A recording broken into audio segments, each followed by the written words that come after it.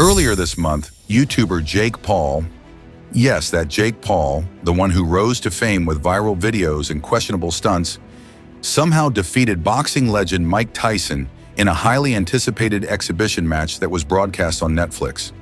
Naturally, when a YouTuber beats one of the most ferocious boxers in history, people had a few questions. Like, how much did they pay Iron Mike to make this look real? But fear not, the organizers are here to tell you why you're completely wrong and why the fight was definitely totally legit. Promise. Most Valuable Productions, MVP, the promotion company behind this absurd matchup, has released an official statement to firmly squash all this outrageous rigging talk. Spoiler alert, they're not amused. In fact, MVP seems genuinely bewildered that anyone would dare question the authenticity of such a glorious match, featuring a man known more for his vlogs than his boxing gloves. Following the wide circulation of incorrect and baseless claims that undermine the integrity of the Paul vs. Tyson event, Most Valuable Promotions, MVP, would like to set the record straight. The statement begins, in a tone suggesting they were writing this with one hand on their heart and the other shaking in righteous indignation. They want us to believe that we, the skeptics, are the problem here, that we're the ones casting unwarranted shadows on this grand spectacle. They go on to remind us that rigging a professional boxing match is a federal crime in the United States of America.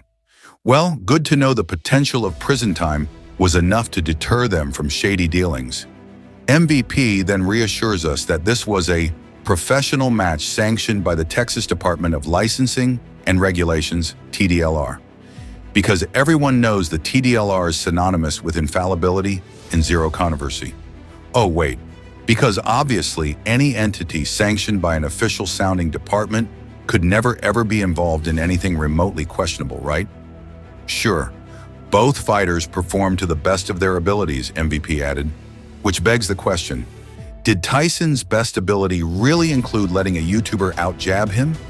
Maybe he was having an off night, or maybe, at 57, he finally realized he'd rather make money without the headaches, literally. It's also possible that Tyson just couldn't resist the allure of this modern circus, preferring to play along rather than go full beast mode on a guy who made his career pranking strangers in shopping malls.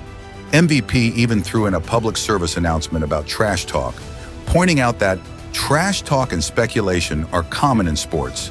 Ah yes, nothing says high-integrity sport like a company making a plea for everyone to stop being mean on Twitter. They also made sure to label any suggestion that Tyson wasn't giving his full effort as illogical and inane.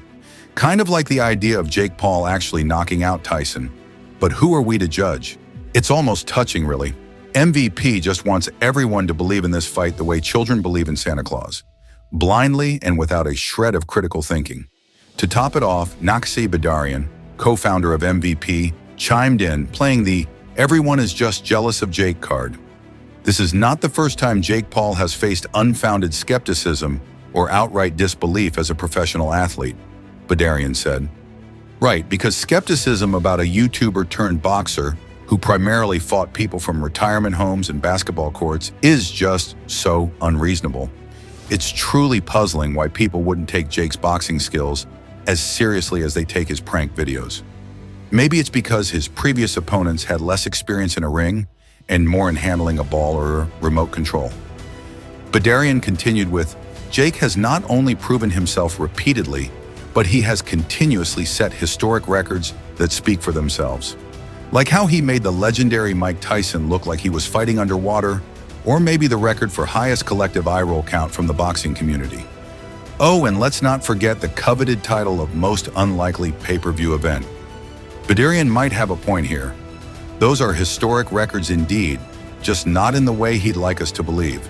And just in case you still doubted them, MVP wanted you to know that partnering with Netflix was a very serious endeavor.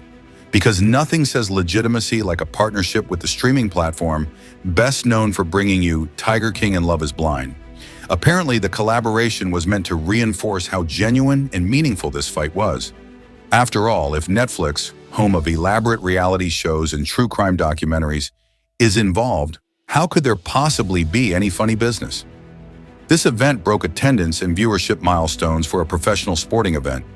Badarian added, neglecting to mention that most viewers probably tuned in just to see if Tyson would still take Paul's head off his shoulders for old time's sake. But MVP wasn't finished there. They wanted to drive home the point that Jake Paul is a serious athlete and that his accomplishments are noteworthy.